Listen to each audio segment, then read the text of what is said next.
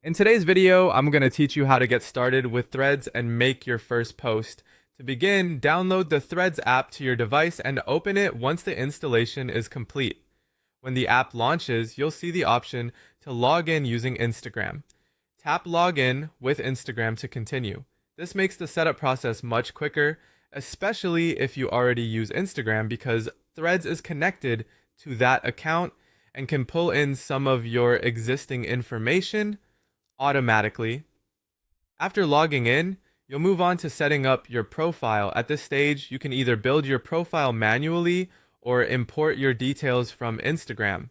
If you choose to import, your profile information will fill in automatically, which can save time and help keep your branding or personal profile consistent across both platforms. If you'd rather customize things separately, you can edit the details yourself before moving on. Take a moment here to make sure everything looks the way you want, since this is what other people will see when they visit your Threads profile. Next, you'll be given the option to choose who to follow. You can tap Follow All if you want to quickly connect with the same accounts you already follow on Instagram, or you can go through the list and select specific accounts one by one. This is useful if you want a more curated experience from the start.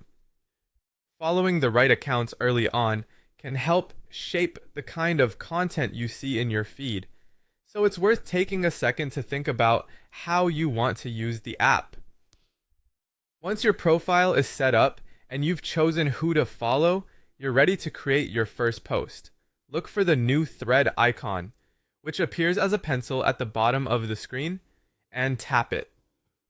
This opens the post composer where you can share text, add photos, or include links. Depending on what you want to share, you can keep it simple with a short update or make it more engaging by adding an image or useful link. Before posting, it's always a good idea to quickly review your content for clarity and tone. When you're happy with it, go ahead and share it. That's all it takes to get started on Threads. Once you've made your first post, you can continue exploring the app, following conversations, and building your presence naturally over time.